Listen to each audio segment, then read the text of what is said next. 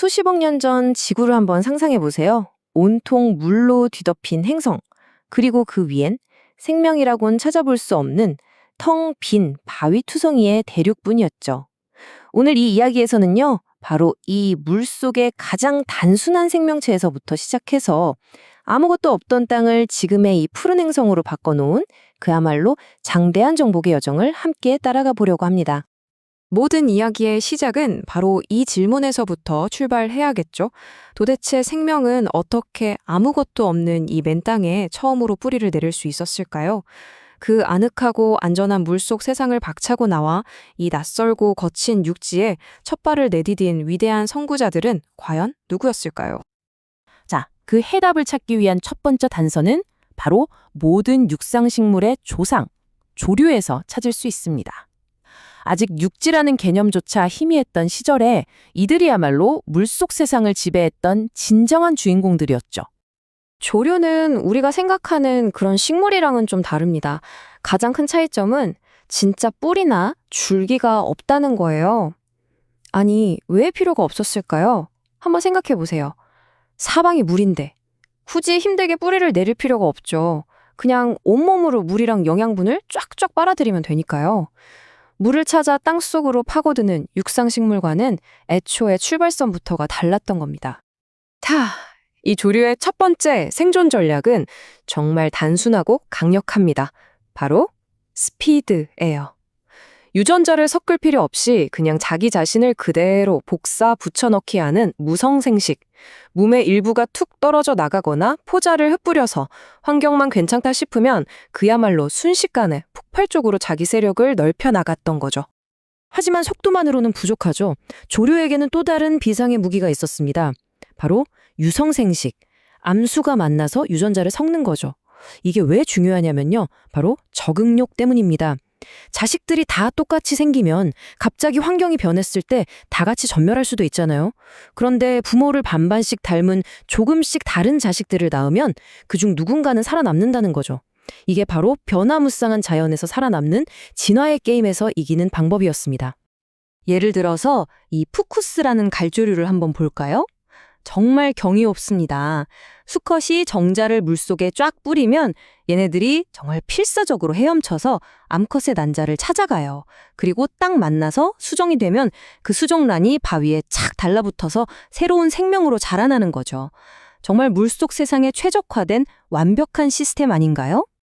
자, 이렇게 물속에서는 생명이 넘쳐났지만 육지는 아직도 텅 빈 거친 불모지였습니다. 이 척박한 땅을 정복하기 위해 생명은 정말 기가 막힌 방법을 생각해냅니다. 혼자가 아니라 둘이 힘을 합치는 거죠. 바로 여기서 최초의 육상 개척자, 지류가 등장합니다. 지류가 뭐냐고요? 공식은 아주 간단합니다. 곰팡이 더하기 조류. 끝이에요. 정말 상상도 못할 조합이죠. 전혀 다른 두 생명체가 만나서 아예 하나의 생명체처럼 살아가기로 한 겁니다. 자연이 만들어낸 최초의 그리고 가장 위대한 파트너십이 탄생한 순간이었죠. 이걸 우리가 공생이라고 부르는데요. 말 그대로 서로에게 완벽한 윈윈 관계인 거예요. 곰팡이가 말하자면 집주인입니다. 튼튼한 집을 지어서 비바람과 뜨거운 햇빛을 막아주고 수분도 공급해주죠. 그럼 세입자인 조류는 광합성으로 열심히 음식을 만들어서 월세로 내는 겁니다. 와, 정말 세상에 이런 완벽한 룸메이트가 또 있을까요? 그래서 이 놀라운 파트너십이 얼마나 성공적이었냐고요? 자, 이 숫자가 모든 걸 말해줍니다. 4,000년. 네, 무려 4,000년을 살아남을 수 있습니다. 그 긴 세월 동안 지류는 아무도 알아주지 않아도 묵묵히 딱딱한 바위를 조금씩 부수고 흙을 만들었어요. 다음에 올 후배 식물들을 위해 길을 닦아준 진정한 개척자였던 거죠. 자, 지혜류가 이렇게 멍석을 깔아주니까 드디어 진정한 의미의 첫 육상식물이 등장할 때가 됐습니다. 바로 우리 주변에서도 아주 쉽게 볼 수 있는 이끼입니다. 이 친구들이야말로 곰팡이의 도움 없이 오직 자기 힘만으로 육지에 도전장을 내민 용감한 선구자들이었죠. 하지만 이 용감한 이끼에게도 치명적인 약점이 하나 있었어요. 뭐냐면 육지로 올라오는 데는 성공했는데 아직 물을 완전히 떠나지는 못했다는 겁니다.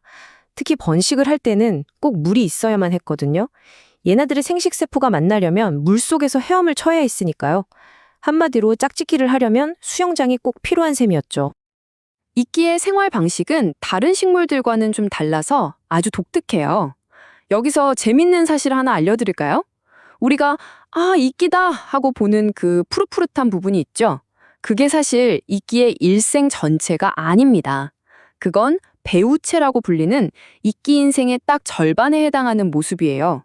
대부분의 식물들은 이 배우체 시기가 아주 짧은데 이끼는 반대로 이 모습이 주인공인 셈이죠. 이끼의 일생은 정말 세대가 교차하는 한편의 드라마 같아요. 자, 보세요. 먼저 포자에서 싹이 터서 우리가 아는 그 푸른 이끼, 배우체가 됩니다.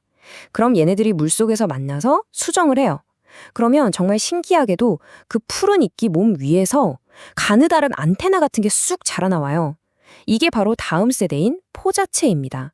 그리고 이 포자체 끝에서 포자가 팡 터지면서 다시 새로운 이끼가 시작되는 거죠. 그러니까 부모 몸 위에서 자식이 자라는 아주 독특한 방식인 거예요. 자, 이제 이끼의 한계를 뛰어넘는 진짜 육지 정복자가 등장할 차례입니다. 이들은 더 이상 번식을 위해 물웅덩이에 의존하지 않아도 되는 아주 혁신적인 기술을 들고 나왔거든요. 그 주인공은 바로 우리에게도 익숙한 고사리입니다. 근데 궁금한 게 있죠. 고사리는 근육도 없는데 어떻게 자기 씨앗, 그러니까 포자를 저 멀리까지 날려보낼 수 있었을까요? 이건 뭐 거의 식물계의 대포나 투석기 같은 건데요. 그 비밀이 아주 작은 구조 안에 숨어 있습니다. 원리는 진짜 간단하면서도 기가 막힙니다. 포자를 감싸고 있는 주머니 벽이 마르면서 점점 쪼그라들어요. 물이 증발하니까요. 그러면서 안에 엄청난 힘이 응축되는 거죠. 고무줄을 끝까지 잡아당기는 것처럼요. 그러다가 더 이상 버틸 수 없는 순간 탁 하고 터지면서 그 반동으로 포자를 하늘로 휙 쏘아 올리는 겁니다. 정말 자연이 만든 정교한 투석기 그 자체죠. 이 작은 투석기가 얼마나 강력하냐고요?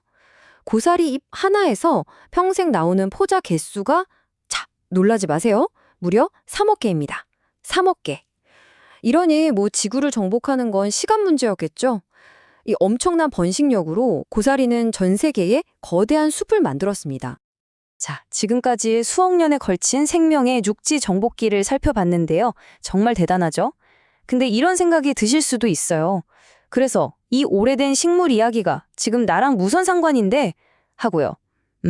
생각보다 훨씬 아주 깊은 관련이 있습니다. 우리 이야기의 첫 주인공, 조류, 기억나시죠?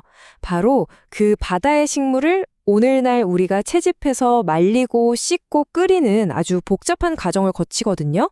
그러면 한천이라는 놀라운 하얀 가루가 만들어져요. 바다에 살던 그 단순한 생명체가 우리 산업에 꼭 필요한 물질로 완벽하게 변신하는 겁니다. 그럼 이 조류 추출물이 대체 어디에 쓰일까요? 아마 깜짝 놀라실 거예요. 여러분이 매일 먹고 쓰는 물건에 다 들어있거든요. 부드러운 아이스크림, 샐러드 드레싱, 또 어떤 약이나 화장품에도 들어가고요. 심지어 과학 실험실에서 미생물을 키우거나 치과에서 치아 본뜰 때 쓰는 그 말랑한 거 있죠. 그것도 다 조류로 만듭니다. 어쩌면 지금 이 순간에도 여러분 집 냉장고에 바로 그 수억 년 전의 개척자가 들어있을지도 모릅니다. 결국 이 모든 이야기는 아주 작은 생명체들이 이뤄낸 작은 혁신에 대한 이야기입니다. 그 작은 혁신들이 모이고 모여서 텅 비었던 이 행성을 지금의 이 푸른 세상으로 바꿔놓은 거죠.